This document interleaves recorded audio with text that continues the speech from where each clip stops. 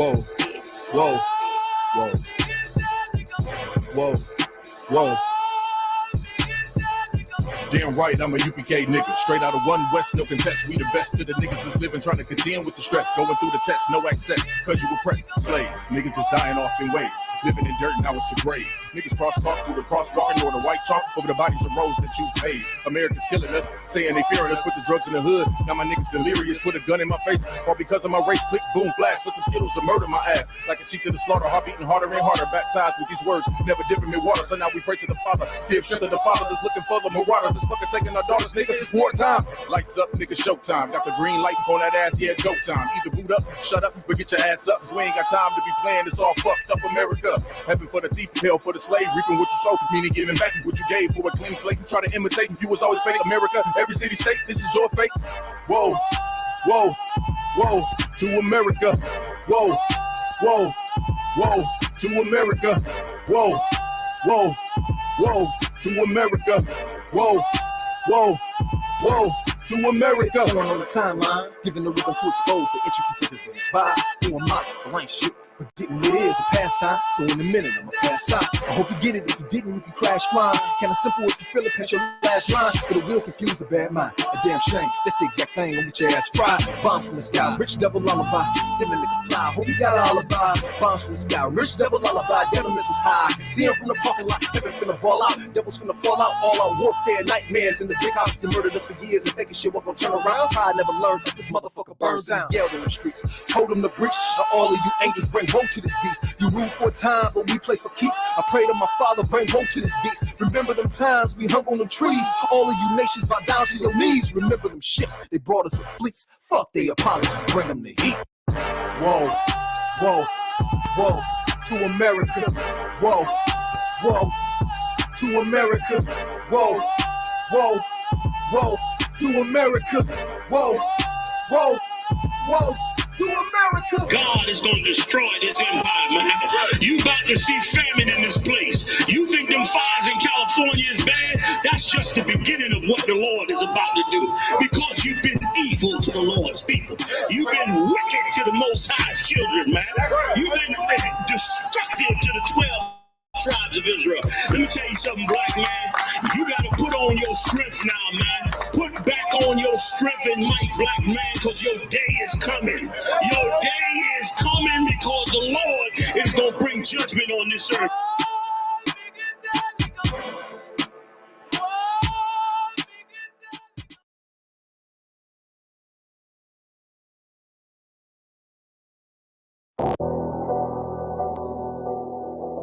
I got you.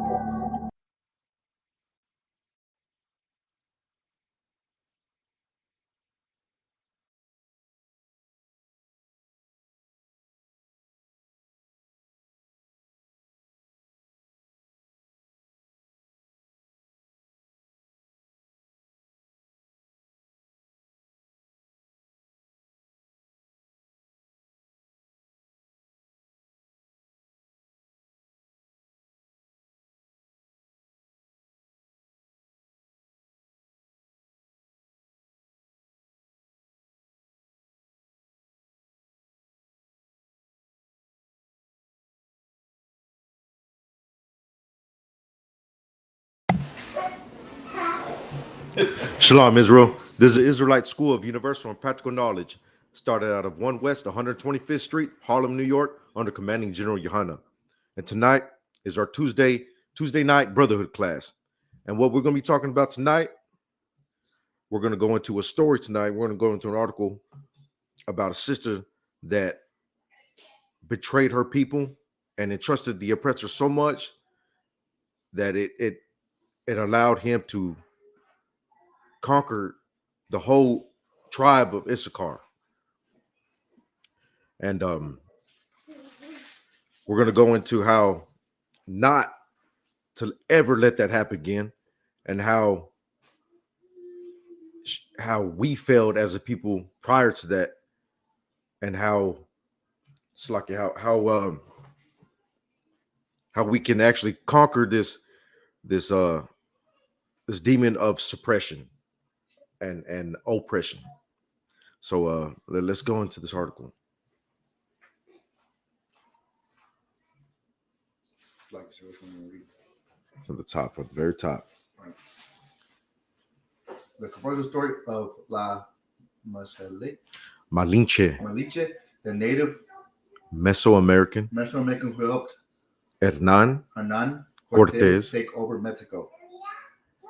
Also known as Doña Marina La Malinche, advised Hernan Cortés, to victory over the Aztecs, but perhaps she had a little choice in the matter.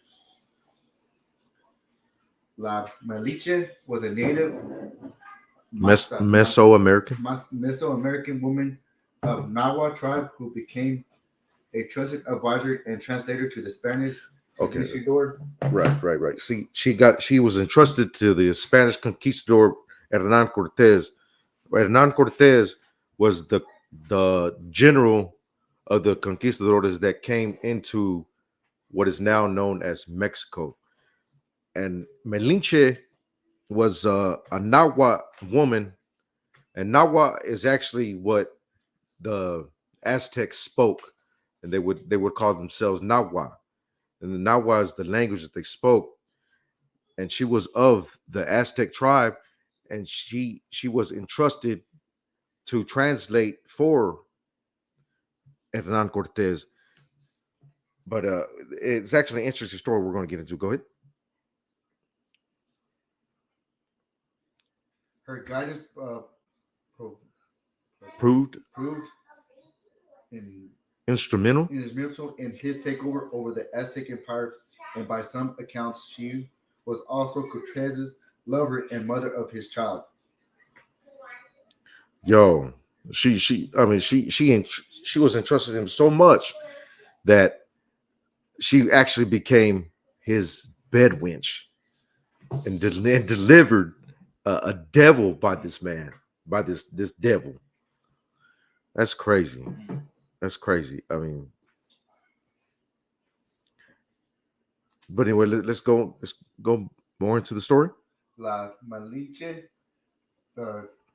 contribution to the Spanish conquest of the Aztecs in the 16th century, however, has made her a polarizing figure among modern Mexicans, many of who now utter her name as an insult. Right. When that if I may, whenever Mexicans want to call somebody like a brown noser or like a suck up to their boss, or somebody that like a backstabber in order to get ahead in at the workplace, they use that word malinche. Tú eres un malinche. Like you're just trying to get ahead on your people to please the oppressor, to please your boss, to please your supervisor, to please your manager. That's how we use the word malinche. But this is the history of that word malinche. Right. Go ahead.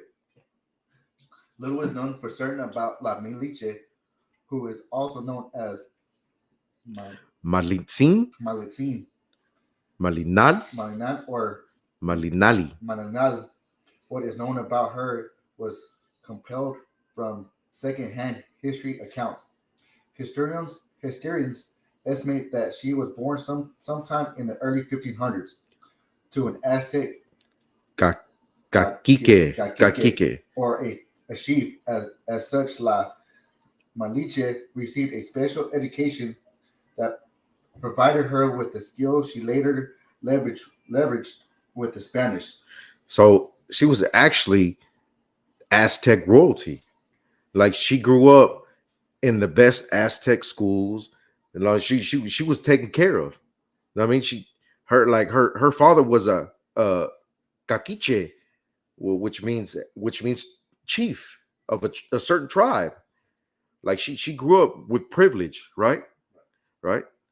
Read further. but La Malinche was betrayed by her own mother when her father died. The widow remains solid. La Malinche Read that again. sold La Malinche to slave traders, who, according to historian Candelaria, sold her to a Mayan chief in Tabasco. There she remained until Hernan Cortez, his Spanish army, arrived at the Yucatan Peninsula in 1519. Right. Okay, I'm gonna stop you right there. See, the Quiche of that certain tribe died, and his wife, which wasn't Malinche's mother, when he died, she sold her to the Mayans, right? As a slave, because, well, it'll get into it later on, but I think it will. And she was worried about her son's inheritance. She didn't want the inheritance to go to her. You know what I'm saying? And so she sold her. But as I was saying earlier in the beginning of the class, that, see, this is what failed our people. When we break the laws of the Most High, curses fall upon us. And this is a curse. Salaki, sir. What in Deuteronomy 28, that they will come from afar. Right, a nation of a fierce countenance. A nation of a fierce countenance. Come on, concert. Right. You want that? Come on, concert. Deuteronomy what? Sir? Deuteronomy 28. Kanak's going to pull it up. See what 28. this is a curse on our people. That when the Lord said that if we did not hearken unto his laws, and we'll go into the law here in a minute, that all these curses shall fall upon us.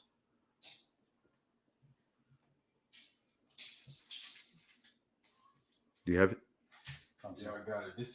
I got it right here. This is Deuteronomy chapter 28 and verse 50. And it reads, a nation of fierce countenance, like, I'm going to go up to 49. Come on, cousin. This is Deuteronomy chapter 28 and verse 49. The Lord shall bring a nation against thee from afar, from the end of the earth, as swift as the eagle flieth. A nation whose tongue thou shalt not understand. Right. Verse 50. A nation of fierce countenance, which shall not regard the person of the old, nor shew favor to the young. Right. See, when the conquistadors came, they came from the other side of the world. We didn't know Spanish before they came. Right. We didn't know Spanish. We know Nahua, Quiche, all the prospective dialects of each tribe. Each tribe had their own dialect, right, but each tribe could communicate with one another. Why is that? Because each language of each dialect of the tribe was based in Hebrew. Right. Not only that, but they knew Hebrew. Right. Just like the translator that what's the boy named Columbus? Columbus brought with him. He brought a translator with him that spoke Hebrew. Right. And it even reads that when the translator got off the boat and the person that he greeted, do you know how he greeted him? Shema Yashra Allah Allah Hayana Shema Yashra Allah Yahweh Allah Hayana Yahweh Akkad. Hear, O Israel, the Lord our God is one. That's what the translator said to the brother that he met when he got off the boat. You see what I'm saying? Like, come on. It's all the same thing. Right. Like this spirit that's on our people that betrays one another for whatever reason. like the translator that was on the boat, he's a Malinche. Right. You get what I'm saying? Right. Like it's all throughout our history of us falling to our enemies, of us going into captivity, you know, of us losing our kingdom. It's all been because some Malinche, right, lack of brotherhood, that turned on, that gave us up. Right, lack of brotherhood. But the reason why this curse fell upon us is because we broke this. We broke the laws of God, and there's a specific law. See, this sister was, I guess, she felt betrayed by her people because they had sold her into slavery. Mm-hmm. This all could have been avoided if we actually followed this specific law that the Most High gave us on the law of the bondsman. And let's get into that now. Leviticus 25, verse 39, verse 39 through 46.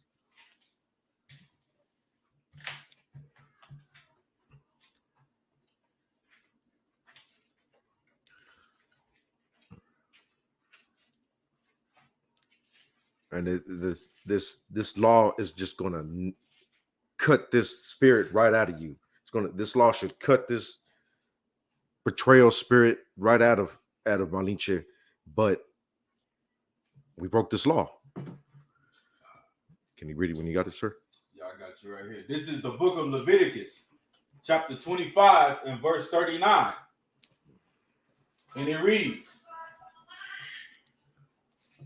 "And if thy brother that dwelleth by thee be waxen poor, and be sold unto thee, thou shalt not compel him to serve as a bondservant." Right.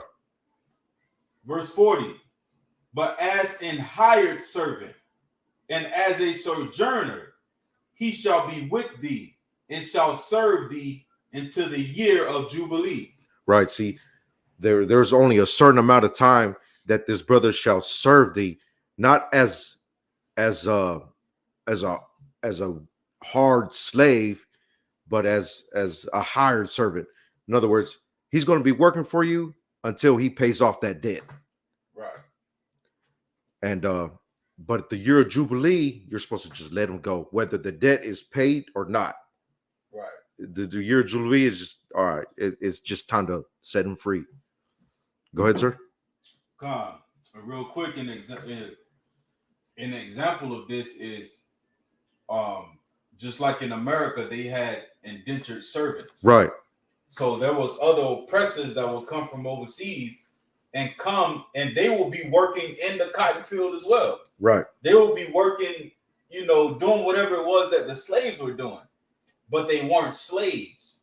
Right. You see, the oppressor, he'll show you pictures, you know, white people next to black people on the plantation, like they was in slavery too. Right. Yeah. But there's a difference, and this right here is the difference. Like they were indentured servants. Right. The indentured, the Irish indentured servants, when there was a potato famine in Ireland, and there were a lot of people without food and a way to make a living, so they sold themselves to the British as indentured servants. They'll come over here and they'll give them loans or what have not, and they would work it off here in America. But there was a time limit on there, so you work a certain amount of time, pay off this debt, and they let them go. Right. They weren't property. Right. They weren't chattel slavery. Damn. They worked to pay off a debt. Yeah. There's a difference. Okay, go ahead, sir. Verse 41. "And then shall he depart from thee, both he and his children with him, Right. and shall return unto his own family, and unto the possession of his fathers shall he return." Right. See, that law is she should have never been sold. You know what I mean? As a piece of property. But her stepmother sold her just to get rid of her out of how can I say, greed. Right. And if if we as a people actually followed the Most High and followed His laws, we would never be under this curse.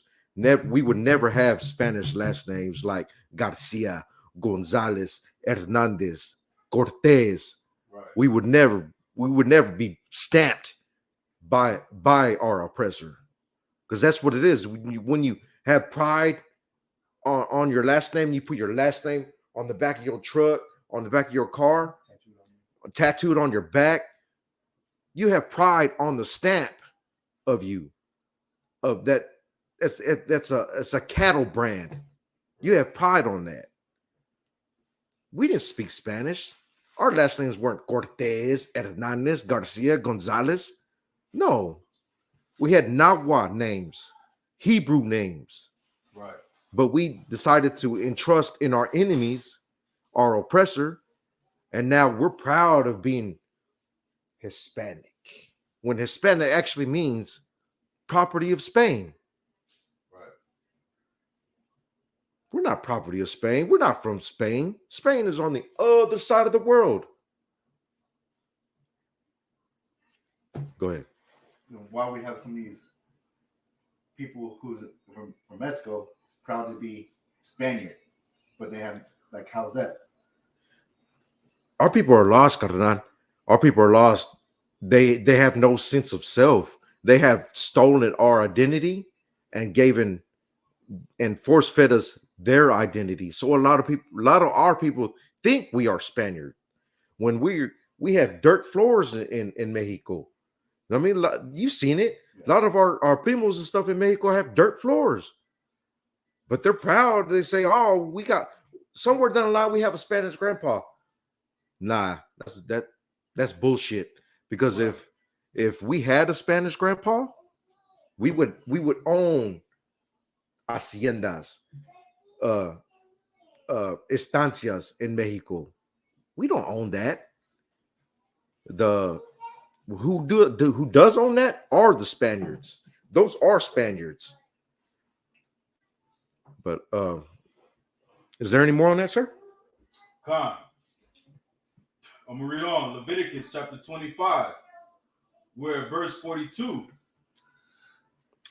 Salakia. And it says,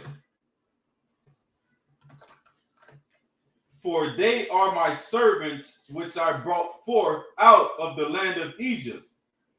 They shall not be sold as bondmen." Damn right.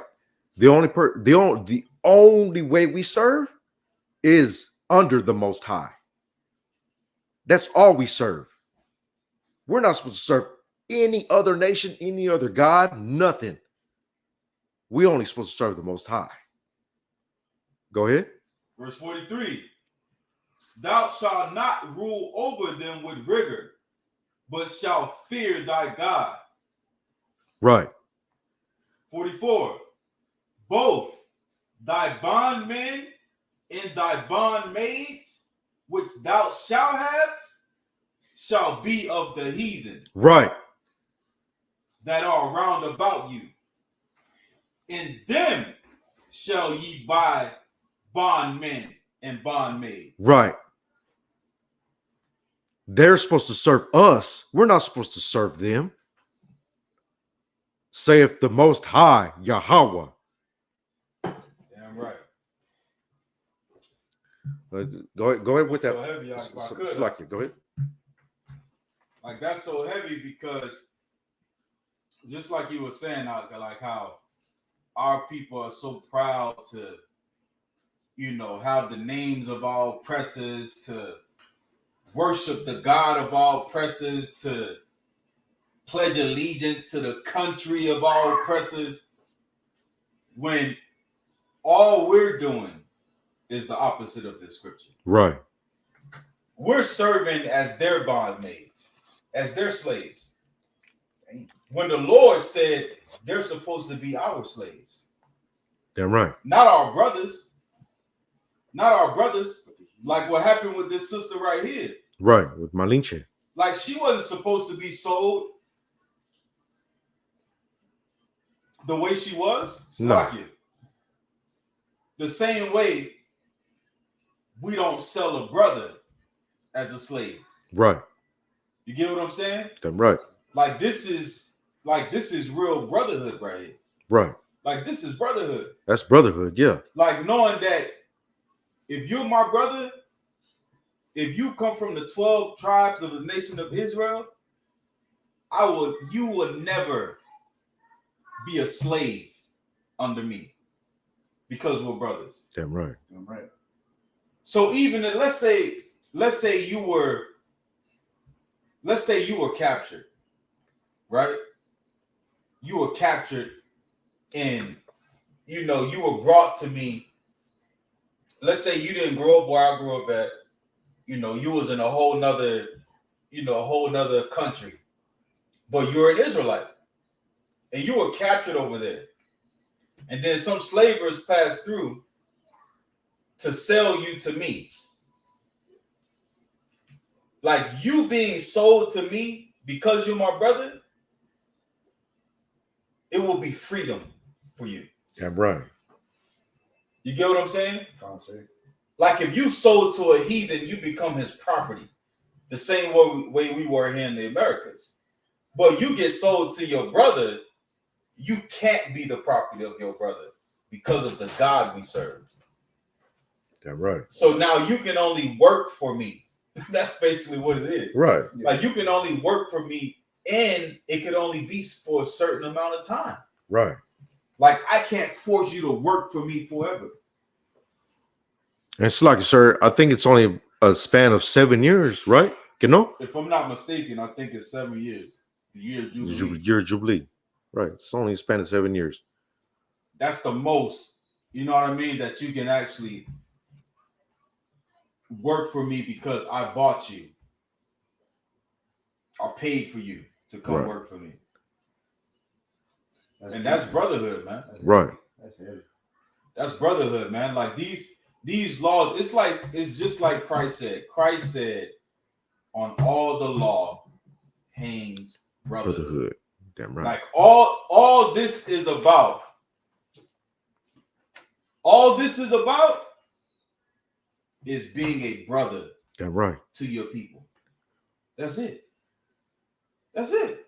Yep. Like all the laws, everything in here, the punishments that you will suffer, the death sentences that were laid down is because we refuse to have brotherhood between one another. Right. That's it. Damn. Go ahead, Art. Go ahead with the article. Concert. At the same time, Cortez and his men. Oh, slack it, sir. Meanwhile, La Malinche's mother performed a fake funeral for her to explain her disappearance to their community. Slack it. At the same time, Cortez and his men made their way across the Peninsula in search of an abundance of silver and gold in the Aztec Empire. They slaughtered hundreds of the tribal warriors and robbed their natives of their resources along the way. Right. Slack it, sir. What is that verse? The enemy cometh not but to only steal, kill. Steal, kill, and destroy. Come on, sir. So you wonder why we call our oppressor the devil? Is because the only thing that they know, the only thing that they can get ahead is by the sword. That's the only thing that they know. That's the only thing in their spirit is to kill, rob, and destroy anything in their path, just for their enrichment. Just for they get joy and they get joy out of this.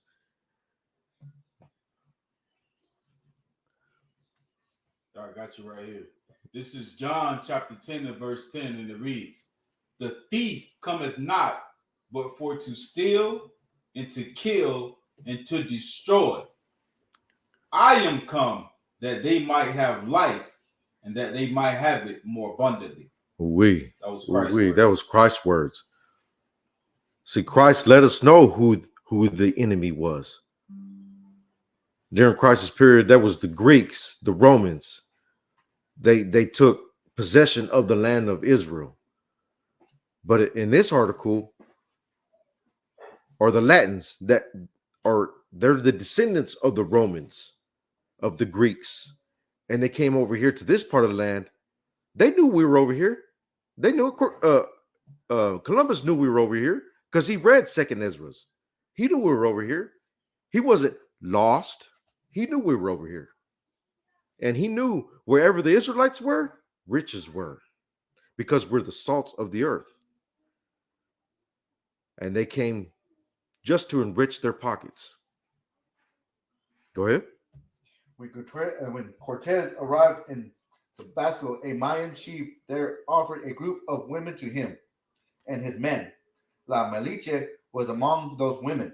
Right. See, he came in and destroyed the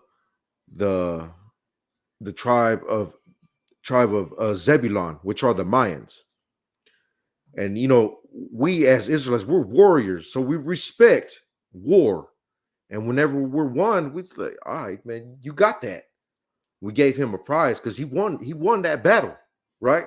But it wasn't out of brotherhood because he gave away his own people. What he should have done was, hey, you might as well just kill all of us. Here are my hands, cut off my tongue, like the brothers of Maccabees. That's what he should have done. But he gave away his own people. See, the whole law lies upon brotherhood. Live or die for your brother. Go ahead. Cortez decided to distribute the enslaved women as war prizes among his captains, and La Malinche was awarded to Captain Alonso Hernandez. It's like you said, what's that word? Where you at?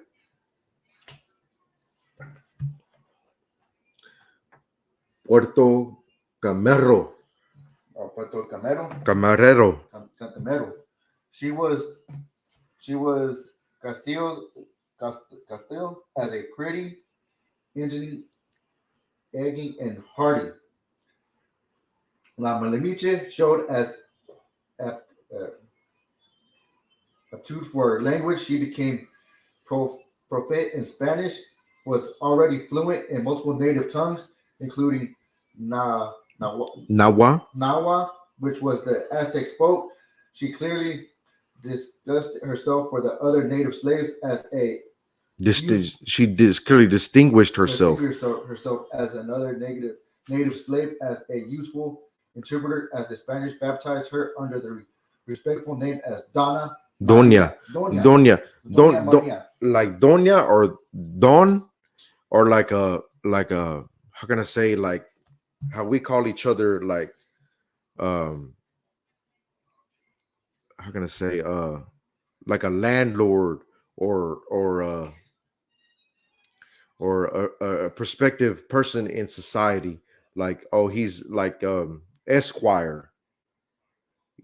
That those are the Spanish terms for that. So since she was fluent in Nahua, and I'm pretty sure she knew Quiche because she was with the Mayans for a time, and she was schooled, she was educated, so she knew, she was like almost like a linguist in the native tongues, and this sister was smart, right?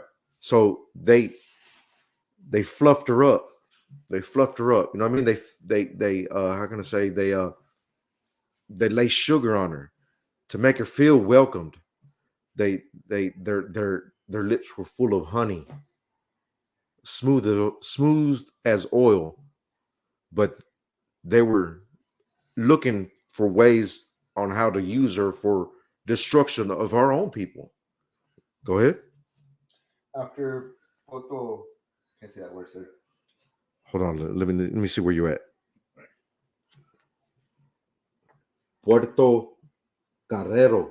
Returned to Spain, Cortez took La Malinche back under his possession. She quickly became a critical part of Cortez's conquest of a powerful Aztec empire. See what I'm saying? he fluffed her up just so he can conquer us. His Salaki, sir, what is that verse? Their words were smooth as oil, but war was in their heart.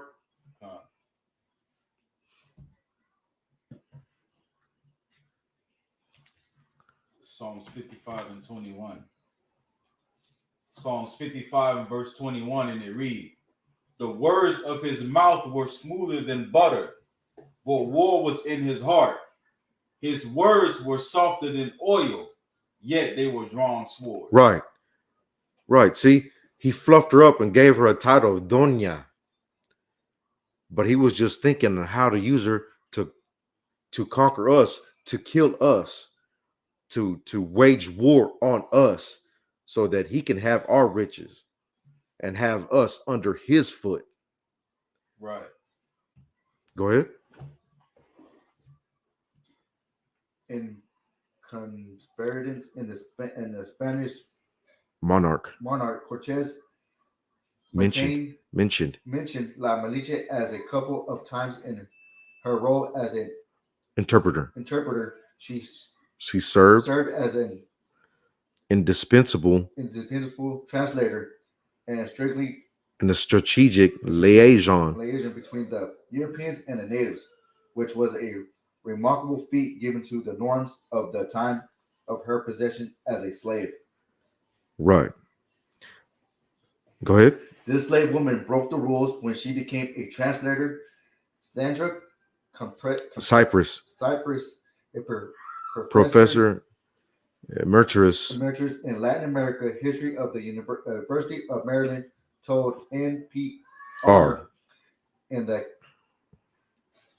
the Catholic faith, women were not supposed to talk in public.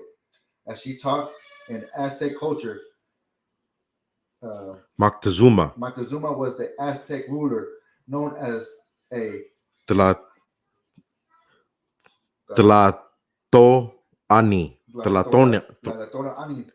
or he who speaks only the powerful spoke. Right. See,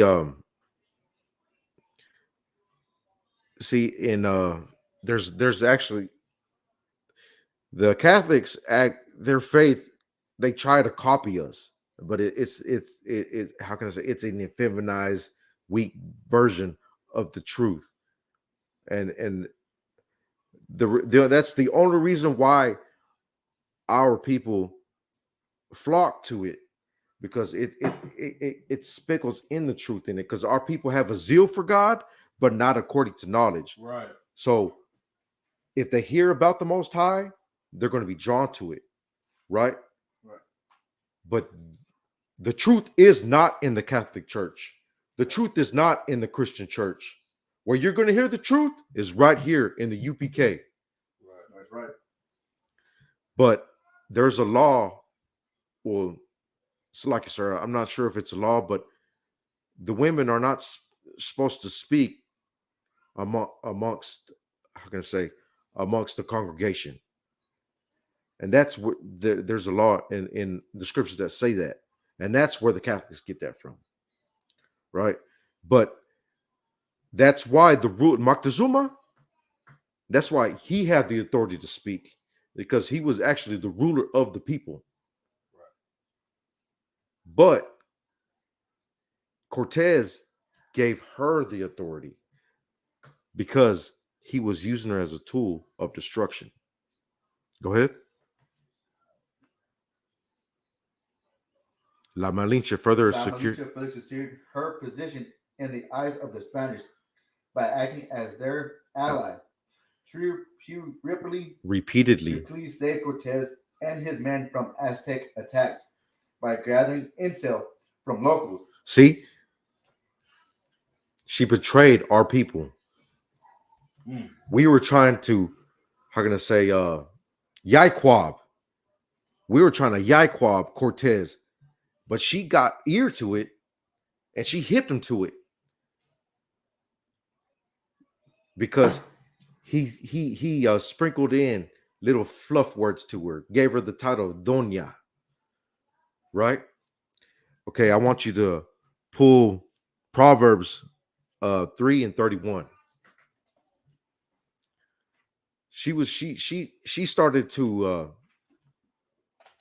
how can I say be influenced by the how can I say the Spanish, because they came with shiny with shiny armor and big ships, and you know what I mean, all their riches from over there, and they gave her a title automatically. She was influenced by that, and she started to actually envy them. Right. Let me tell you something. If I could, like, this is so. This is Israelite women today. Right. You know what I mean? The same thing. Like our enemies use our women against us as a weapon to destroy our people. Right. That's right. Like child support is a weapon for Black and Hispanic women to destroy Black and Hispanic. That's right. That's right. You see what I'm saying? That's right. Abortion is a weapon for Black and Hispanic women to kill Black and Hispanic babies. Right. Like our oppressors weaponize our women against us. And that's what this sister is. That's what they did with this sister right here. Damn right. No different than what they do today. Right. It's the nature of the devil. It's the Damn nature right. of this beast. Damn right. This is how they move. This is how they operate. And a sister like this is a low down, dirty bitch. Right. That's right. That's what this is, right? That's right. That's why we call somebody that's a race trader today a Malinche. It's a derogatory term. We still mention her to this day because of the low down, dirty shit that this bitch did. Right. Go ahead. You got the scripture, sir? Salaki, what'd you need? Proverbs 3:31. You got it? Concert. Okay, go ahead. Proverbs 3:31. Envy though not the oppressor. Salakia. Envy not thou the oppressor. Envy thou not the oppressor, and choose none of his ways. Right. Right. See, she chose to actually murder our Akim when she told him about our plans to subdue him, to overthrow him. We could have done it. We're valiant warriors. But she what's the word I'm looking for? She was a Malinche. She was the mother of the Malinche. Yeah. Okay, go ahead with the article. Concert. Are you done with that scripture? Concert. Orderly.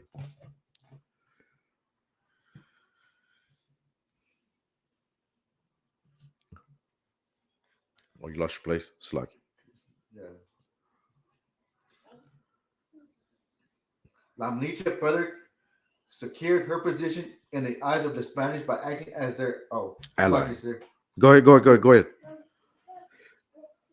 She repeatedly saved Cortez and his men from Aztec attacks by gathering intel from locals.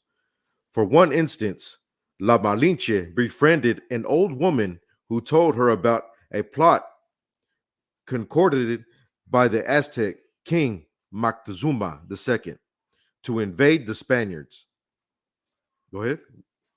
When La Malinche relayed this information to the conquistadors, Cortez made plans to invade the attack. La Malinche presented alliance intelligence like this multiple times to the Spaniards, helping them to anticipate and thwart attacks by the Aztecs. The conquistadors' defense and avoiding the Aztec fed the growing belief among many natives, and the Spaniards had the support of a musical powers. Right. So I want you to pull Ecclesiasticus that's in the Apocrypha. Ecclesiasticus 12, verse 10.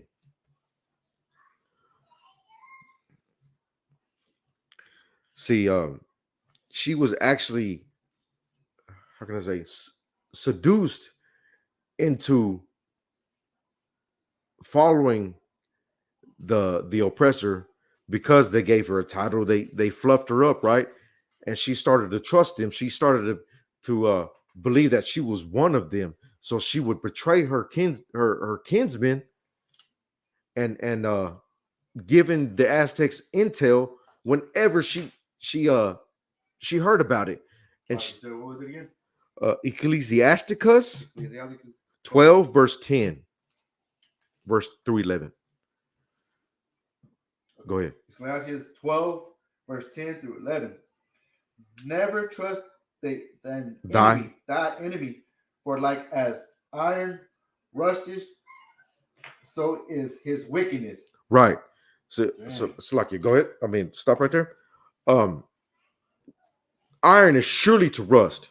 When it don't matter if you paint it,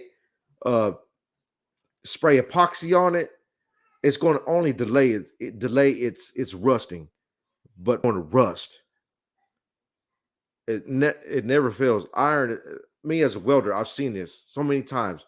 Iron will and it will rust fast if you don't put any oil, paint, anything on it. It'll rust. But he poured sugar on her. He poured oil in his words. His words were soft as oil to Malinche, right? But surely he will rust. Go ahead. Ecclesiastes 12:11. Through he humbled himself and go Crouching. Yet take good heed and beware of him, and thou shalt be unto him as if thou hadst wiped a looking glass, and through shalt now that his rust hath not been gathering wiped away. Right. You can't wipe that man's rust away, his wickedness away. You cannot wipe our oppressor's wickedness away. Salakia, I want you to pull Ecclesiastes 7, verse 13. No matter what you do, you cannot take away this man's reproach. Go ahead. Ecclesiastes 7, verse 13. No matter what you do, nobody can take away this man's reproach. He is made like he was made like this from the Most High. The Most High made this man this way. No matter what you do, you cannot wipe away his rust, take away his evilness. Even though how you doing, sir? How you doing, buddy? How you at work, that may seem like a nice white man, a nice boss, but in the back of his mind, he's thinking about how to work you to the bone for his gain, for his enjoyment. He enjoys you bending down, breaking your back, and seeing you like that. Oh, I'm over this so-called nigga. I'm over this, Salaki, sir. I'm over this so-called Mexican, this so-called black man. I'm over him. And he enjoys that. Go ahead. Ecclesiastes 7:13. Consider the work of God, for who can make that straight which he hath made crooked. Right. See, the Most High had made this man crooked. Right. I want you to pull in the book of Psalms, chapter 58, verse 3.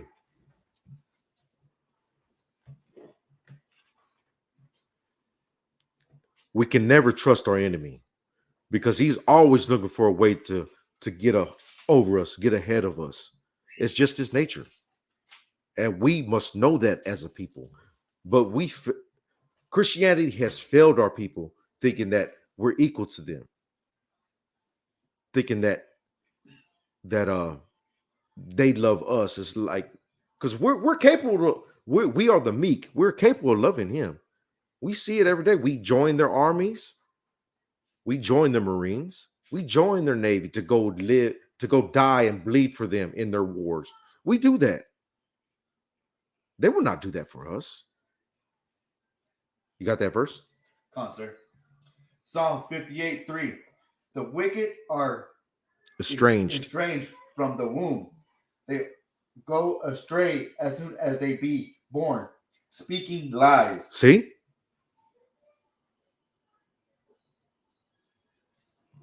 They're made like that. As soon as they be born,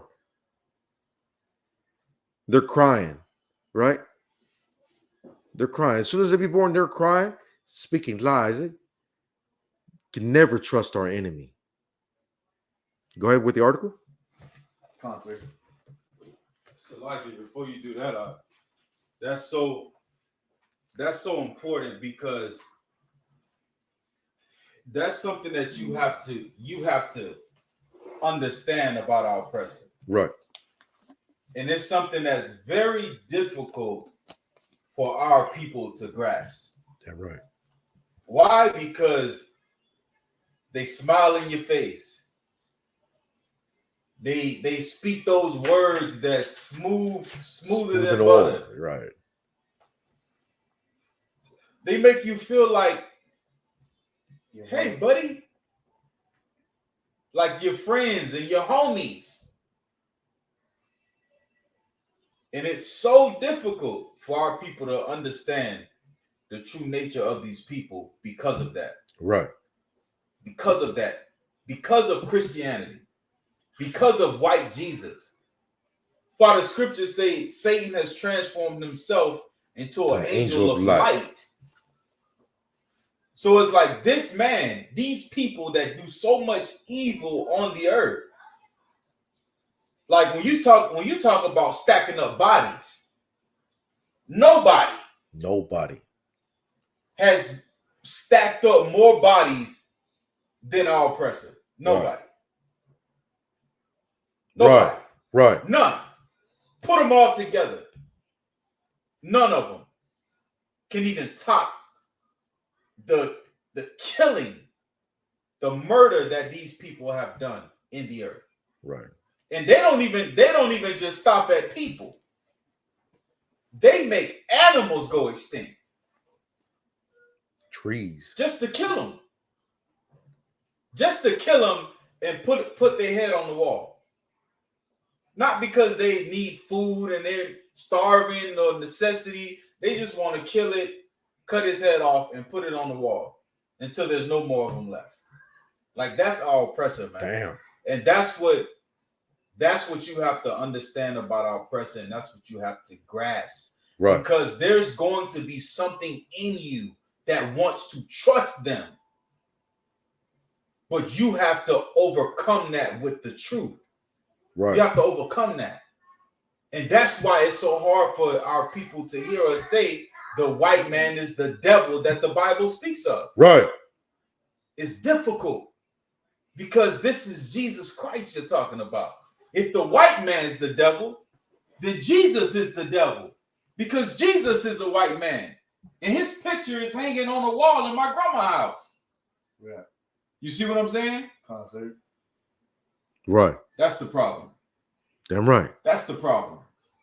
That's why we say that Christianity is such heavy witchcraft, man. It's such heavy witchcraft. Right. Because it blinds us. It blinds our people to the truth, to the facts. Because this man's track record, look, in Esau's kingdom, if you have a track record, a record, even if you go and do your time in prison and you get out of jail, there's places that still won't hire you because of the record that you have. Meaning what? They still don't trust you. No. You paid your debt to society. You went and did your time. You did what you had to do because of whatever happened. Then you come and try to live a regular life, and you can't live a regular life because they keep that record stuck on you and nobody wants to trust you. Now, why is it? With the record that they have, the history of the things they've done in the earth, why do we still trust them? Damn, that's deep. Heavy, Sue. That's That's deep. heavy, sir. That's deep. That's right, though. Damn right. Damn right. Go ahead with the article. La Malinche acted as more than Cortez strong. You see the word? Strategics. However, she also gave birth Strategist. to his It's child. like a strategist. However, she also gave birth to his child, a baby boy named Martin Cortez, who was among the first known Mestizos. or Spanish children born of mixed race. See, those are that's what they try to say, that we're all mestizos, right? Pero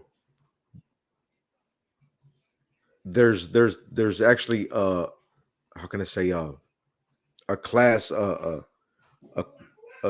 like a cultural class that named called the criollos, that they are really the mestizos. You know what I mean? Like sure, some of us have the scar of raping, of the Spanish raping our sisters. Sexual abuse. Salaki, sir. I recant that statement.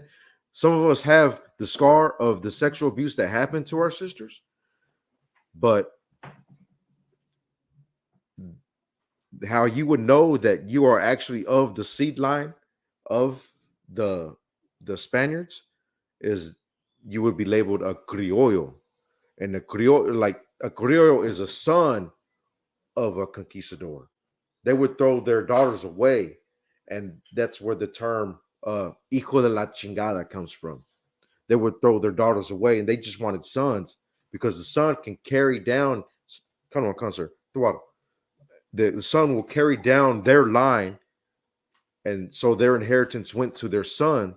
So when whatever land that the conquistadors got from the crown of Mexico, they can pass down to their son, and that was the criollo. That was the true mestizo, and they had positions of power amongst the society of New Spain that was called Mexico. But go ahead.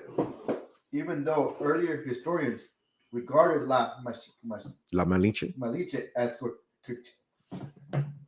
Cortez's mistress or even his lover, there is little evidence to suggest that their relationship involved any love or intimacy.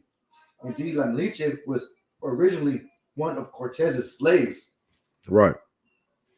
What isn't this double? Let me see. I lost you.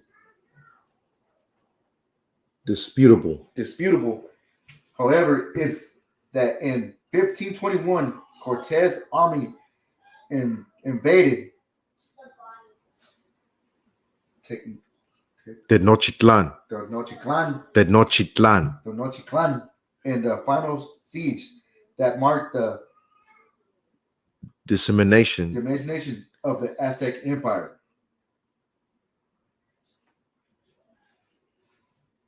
During her time by Cortez's side, La Malinche was in part respected by native tribes because of her influence that she wielded as the bridge between the Spaniards and the indigenous people. And indeed, the Aztecs named her Malitzin, which is the name of Malinche with the honorary adonym itzin attached. See that's like a itzin. It's like a title of somebody importance amongst the tribes of the Iskarites. But see, that goes back into what we were saying earlier. trust not the oppressor, because once she sided with Cortez, she was our enemy. But we started entrusting in her because she had Cortez's favor. And I'm pretty sure that once they sided with her, that their burden would be easier. Because I'm already defeated. Let's just go with the go in. You feel me? Yeah. If I could, what's so heavy about this as well is I guarantee you how we're reading this history and how this sister was a slave. Right. A slave, straight up and down. I'm convinced she didn't even believe that she was a slave. Like, she fell in love with this man. Right. She was in love with this man. Right. Having his children, helping him overthrow her own people. Like, this is straight up and down Stockholm Syndrome. Damn right. Damn, yeah. This right. is the same thing that our people suffer from today. Damn right. Where we just refuse to realize and accept that we are slaves in America. Right. That's deep. And we just want to love these people no matter how much evil they do to us. Right. Go ahead. But over time, her reputation changed for the worst. Malinche, the negative description in literature and pop culture, pop culture came from the influence of culture. What is that word? Catholicism, which painted her as the Mexican Eve. Ooh, that's deep. Right. That's deep, bro. As in the biblical Adam and Eve, Right. who is responsible for committing heinous sins against her own people. Yes. That's exactly what she did. Right. That's exactly what she did. She sinned against her people and her God. Right. Go ahead.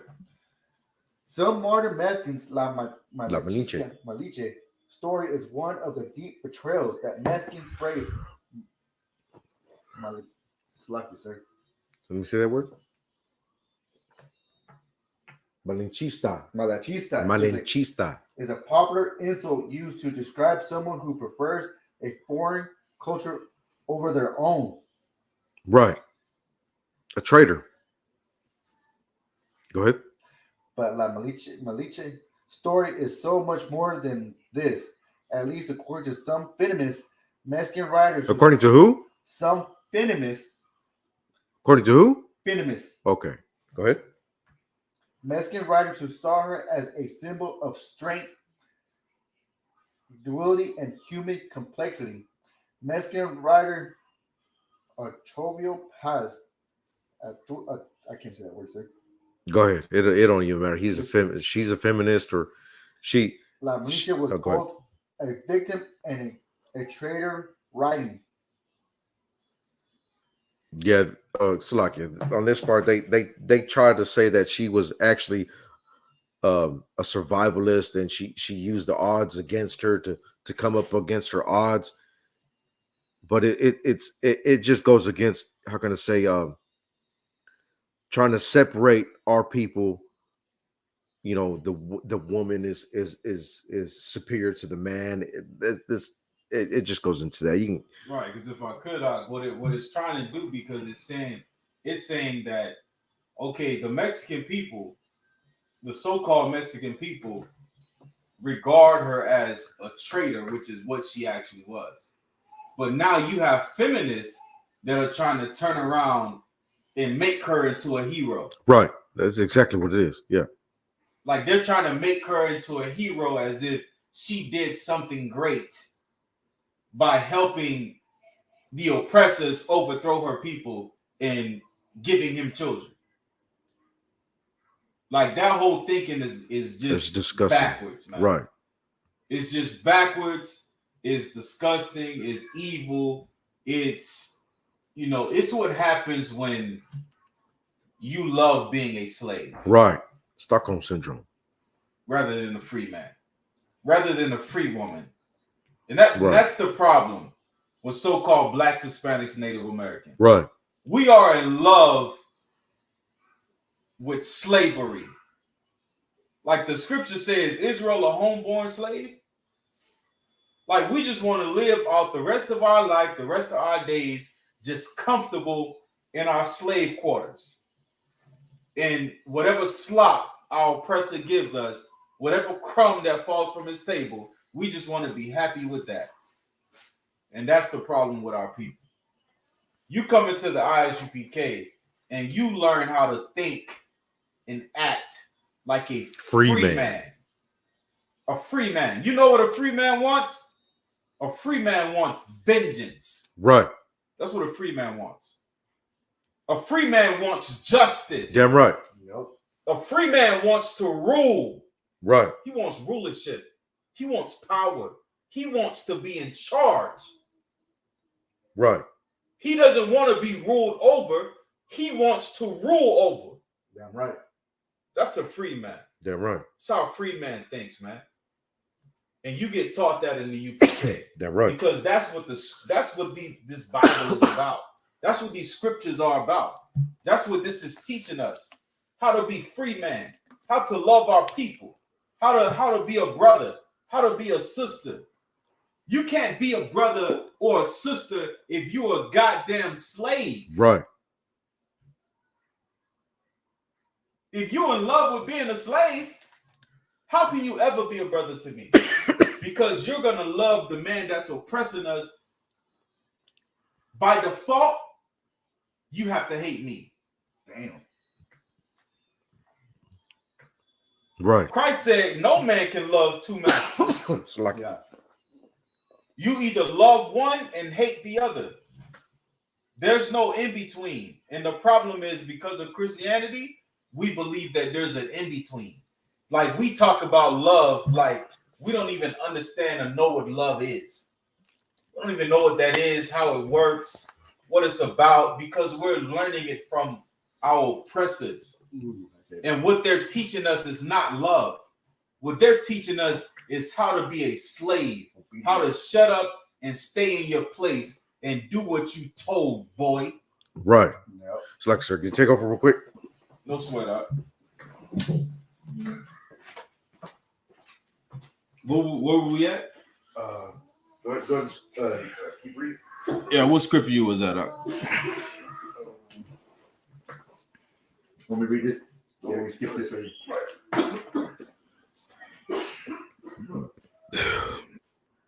Continue on when you got it. Concert.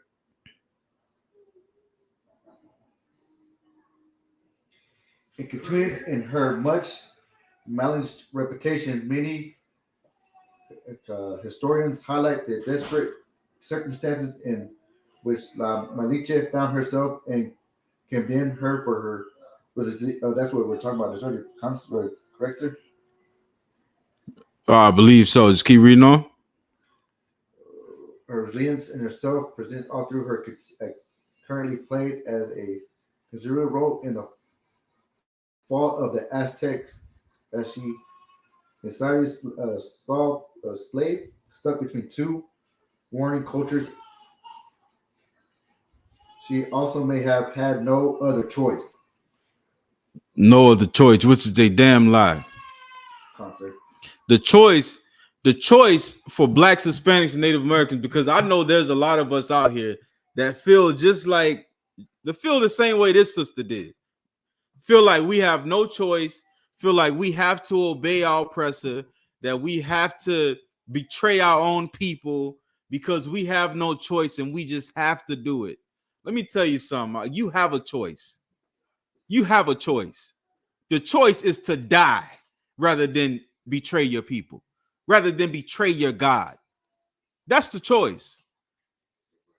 But see, when you learn from your oppressors, You believe you have no choice because why? Because your life is so precious to you. Like your life means more to you than anything. Anything. If it means him or me, then it's me because I hold my life so dear to me. If it means I have to betray the person I grew up with, then that's what I'm gonna do because they were gonna kill me, man. Die. Just die. Go ahead, Art. That's also one of our commandments. Love yourself as you love your neighbor, your brother. Right. Love your neighbor as you love yourself.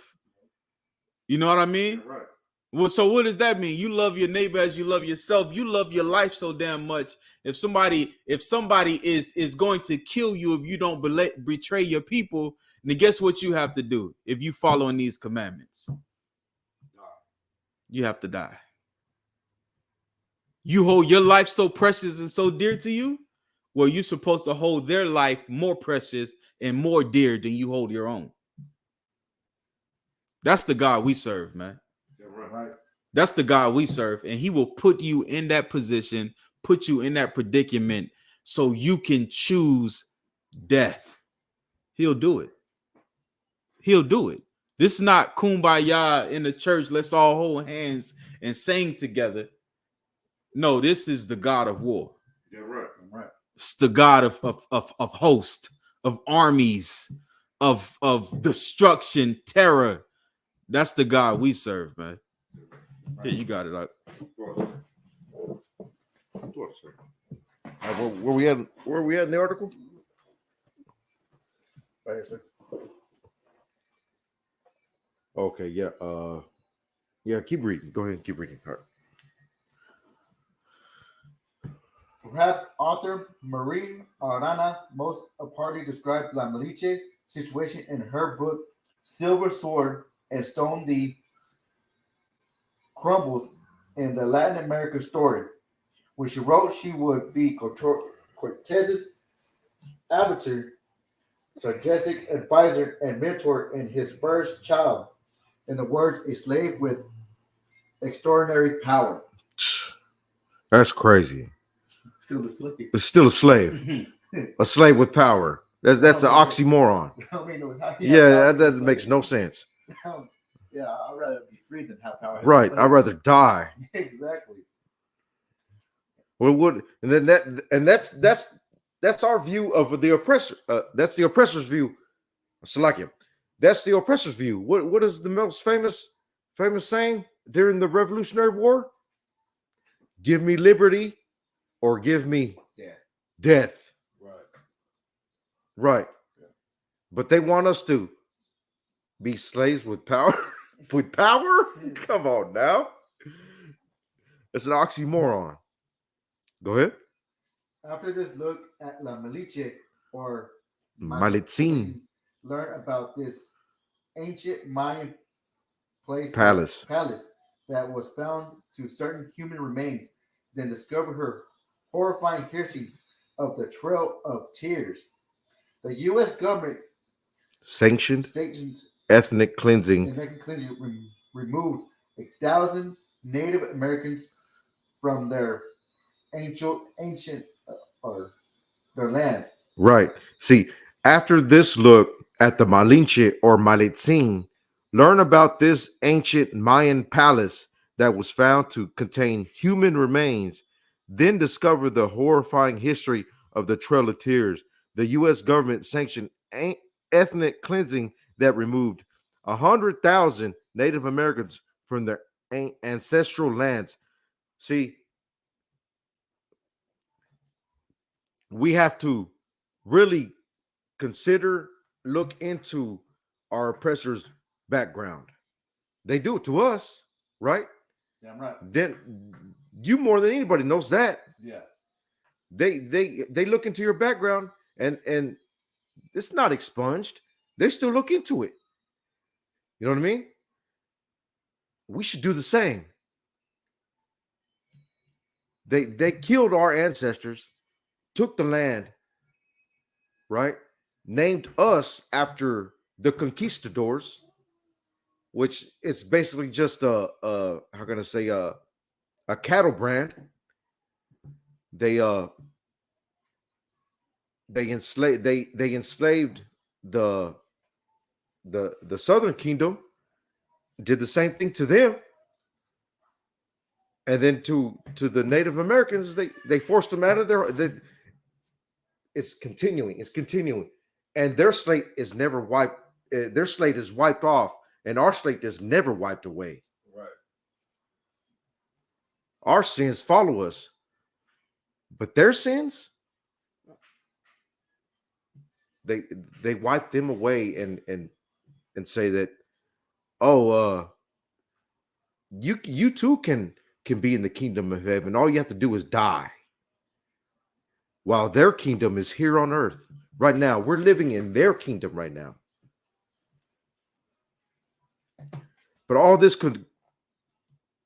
should have been avoided and could have been avoided if we followed the laws of the Most High, which He gave us. I want you to pull up the book of Luke, chapter 6, verse 31.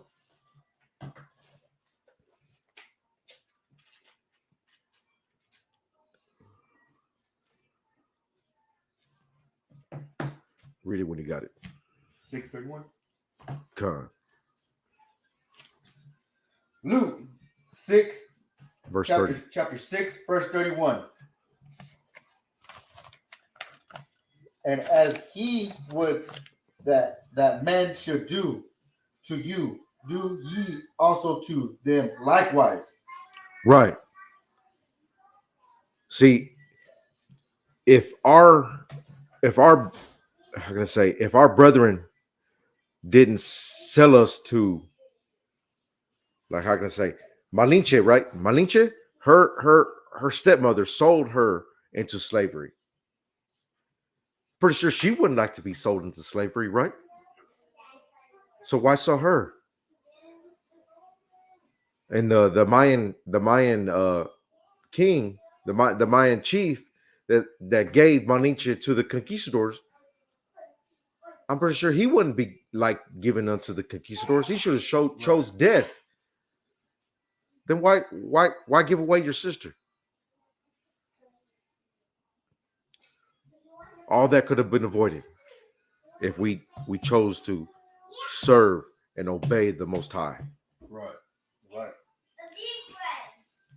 I want you to get the book of Mark, chapter 12, verse 31.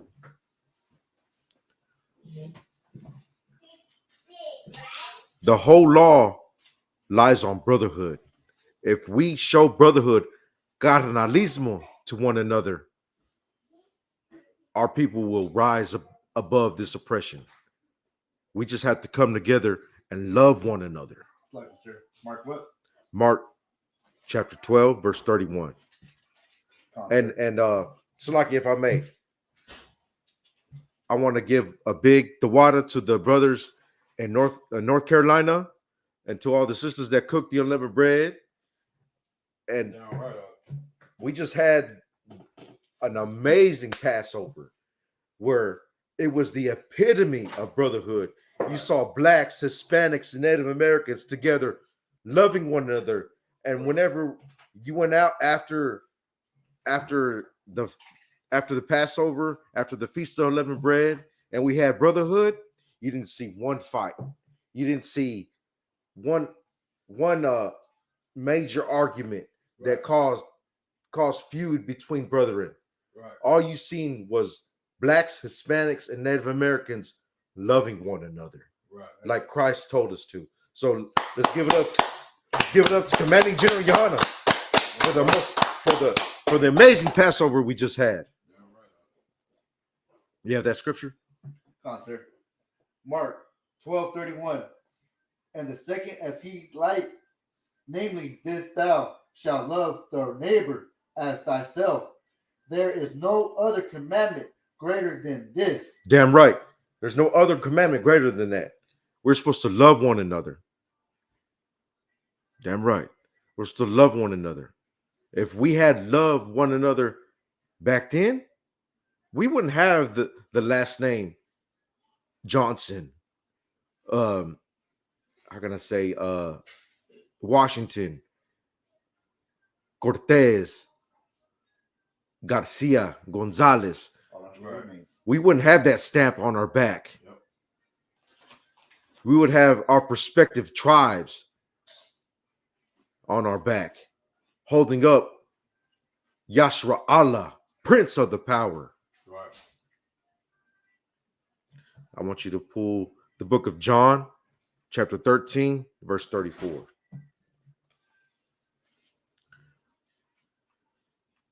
Raza unida. That's what we need. We need to come together and stop trying to get over one another. What's that term? Crab in a barrel. Right. We need to put that mentality away from us. We need to figure out how to pull up the brother from the bottom and bring him up with us, Right. instead of just steadily trampling over him. Like it, sir. What verse again? John chapter 13, verse 34. You say that you're a Christian and you follow Christ. Well, if you really follow Christ, you wouldn't look down upon your brother. If your brother comes upon hard times and is living out in the street, and you just say, "Oh, that bum just needs to get a job," Right. that brother is going through something. How about you take your time and find out and talk to the brother and see what he's going through. See, you might have counsel that brother needs. You might have that. Right. You just might have those words that brother needs to hear that day to actually encourage him to get up for the next day. Do you have that verse? Come on, sir. John 13, verse 34. A new commandment I give unto you, that ye love one another as I have loved you, that ye also love one another. Ye also love one another. Right. This is Christ speaking, and he's refreshing the commandments. Right. He's refreshing this because we as a people have forgotten how to love one another, have forgotten to show carnalismo to one another. Christ is refreshing this commandment unto us. If I could, Go ahead, sir. how did Christ love us? Christ died for us.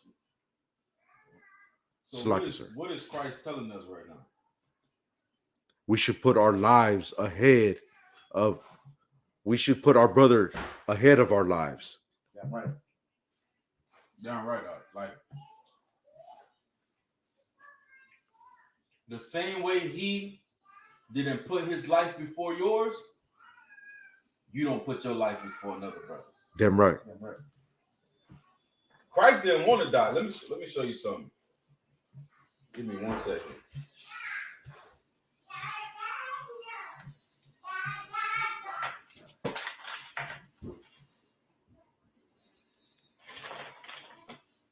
Go to Luke 22 and 44.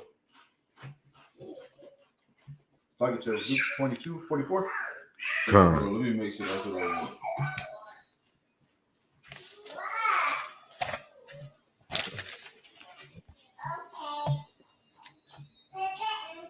Luke 22. Just real quick. Luke 22.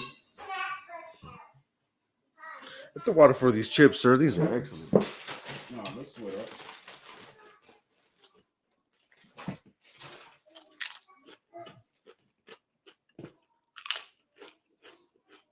Luke chapter 22, Luke chapter 22, start at verse 42. Come on, sir. Luke 22, verse 42. 22, verse 42. Saying, Father, if thou be willing. Salakia, start at 41. Come on, sir. 41. As he was withdrawn from them about a stone cast, and kneeled down and prayed, saying, Father, if thou be willing, remove this cup from me. Nevertheless, not me my will, but thy be done. And there appeared an let me keep reading, sir. Yeah, go ahead. And there appeared an angel unto him from heaven, strengthening him, and being as an Hold up, stop right there, Salaki. So what's happening right now? This is Christ, Right. and Christ knows that he's about to go and get crucified. He's about to be nailed to a cross, nails driven through both his hands, nails driven through both his feet, and he's going to die. That's what he knows. You see what I'm saying? Like, because of Christianity, you'll think that, you know, Jesus just, oh, you're going to put me on the cross? Yeah, come on, let's get on the cross. He didn't want to get on that cross, man, because he was a man just like you. He's not this supernatural being that the Christian church makes him out to be. Right. He was a brother just like me, just like you. And he did not want to get on that cross, just like you wouldn't have wanted to get on that cross, just like I wouldn't have wanted to get on that cross, just like you wouldn't have wanted to get on that cross. Right. So much so that he's praying to the Most High at this moment and asking him, like, look, if you can take this cup away from me, meaning this cup that he's about to drink, this death that he's about to take, this crucifixion, he's asking the Most High, look, if you can take this away from me, let it be done. But nevertheless, thy will be done. Damn. Right. Damn. If I don't have to go on this cross and die, Right. So, don't let me go on this cross and die. right. But if that's your will, then let it be. Right. Read on. Verse 43. right. Luke 22, verse 43. And there appeared an angel unto him from heaven, strengthening him, Go ahead. and begging and Being in agony. agony, Being in what? agony, In what? agony, Go ahead. as he prayed more earnestly. Earnestly. Yeah. Being in agony, he prayed more earnestly, meaning he so much, you know what I mean? Well, he's, Lord, if you could, Baba Kashad, I don't want, if I may, sir, like he praying to the Most High in agony, like, please, Baba Kashad. Read on. And his sweat was as it were great drops of blood falling down to the ground. And his sweat was like great drops of blood falling down to the ground. I ain't sweat bullets. Man. You understand what I'm saying? Right. Like, that's what this brother did for us, man. Damn. When he say love each other as I've loved each other, you have to check yourself. You have to question yourself. Damn right. Right. Will you go to this length? Would you do it? Damn. Would you do it? That's heavy. If the Most High said this is what you have to do for your people, would you step into it? Would you still drink that cup? Can you drink the cup that Christ drank? Can you do it? And the heavy part about it is the Most High is not even requiring us to get on a damn crucifix. All he requires us to do is show brotherhood to one another. Damn right.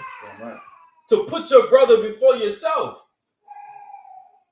To not hold back your hand when you can help your brother. Right. You see what I'm saying? And we struggle with that. We struggle with that. When if Christ can do it, we can do it. Damn right. Damn right. Why? Because he was a brother just like us. Yeah, right. Right. Go ahead, Art. It's hard to follow Officer 1000 Kanak. It's hard to follow that because that's exactly what I was going to get into. Right. He got the verse right out of me. But Slucky, from our last verse, I would like you to pull John chapter 15, verse 12 through 14.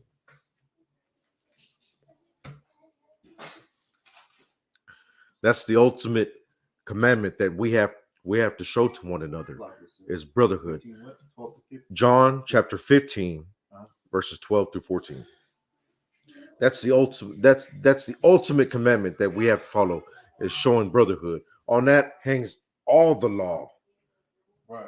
We don't want our brother to suffer from gout, high blood pressure, and all kinds of physical ailments. So we stop eating pork. So we influence our brothers to stop eating pork, crab, shrimp, lobster. We stop envying our brother and wanting his possession, his wife. Because from that comes envy, strife, murder. We don't want to be murdered. So why would we want our brother to be murdered? Yeah, right. Right. Read it when you got it. John 15:12. This is my commandment, that ye love one another as I have loved you. 13. Greater love hath no man than this, that a man lay down his life for his friends. 14. Ye are my friends, if ye do whatsoever I command you. What's that word, sir? No, you're good. You're good. That's it. That was Christ's commandment, that we love one another as he have loved us, and he gave his life for us. Right. So we should hold our brother's life above our life. And that's true carnalismo. Damn right. And in that hangs all the law. All the law. And if I could, Go ahead, sir. that's what Malinche did not do. No. Her life was more important than her people. Right. And because of it, she helped her people get destroyed. Right. That's the complete opposite of brotherhood. That's the complete opposite of sisterhood. That's the complete opposite of serving the Lord. Right. It's the complete opposite. If you don't want to serve the Lord, then just go be a Malinche. Right. Go be an evil nigga or some evil bitch. Just go do it. But if you want to serve the Most High, then just understand what's required of you. And you cannot be this type of person. You can't. And if you are, then Lord be with you, man. Lord be with you. And for the blood of our brothers, we will not be a Malinche. Do not be a Malinche. Right. Hold your brother's life ahead of yours. And with that, this is the Israelite School of Universal and Practical Knowledge, started out of 1 West 125th Street, Harlem, New York, under commanding General Johanna. We're going to pass the class over to young man Jeremiah. Damn right. Let's read that out. Just stand up with it. Stand up. Yeah, stand up right here. Okay. Slide.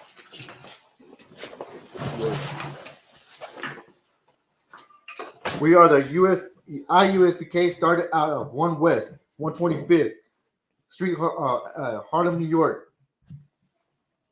Rule for new brothers and sisters. When new brothers or sisters come into the school, they are off limits. For 6 months, they are to be saluted only. They are here to shed themselves of the world. If they need transportation, the teacher will arrange it. After 6 months, if a brother or sister has interest in a particular person, he or she must get permission from from the head to speak to a brother or sister. There is another 6 months in which the brother and sister will court each other.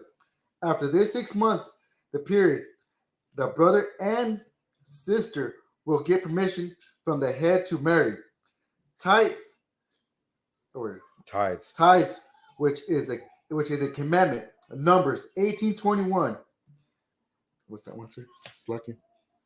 Malachi 3:8-10 means tenth of the Hebrew.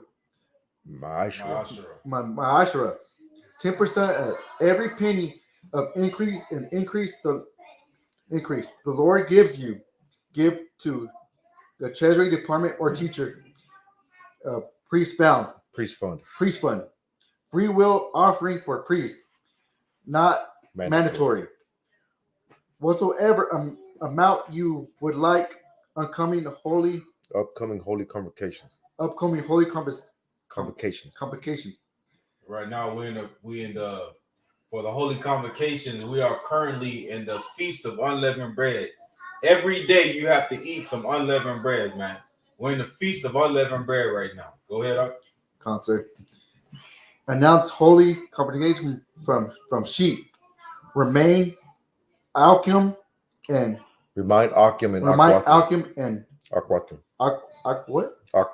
Aquathium to check their bulletin board. Hallway, if anyone wants to be a trooper in the school, to start wearing all black boots, shirt, pants, headbands, and scarf. And with that, shalom. Shalom.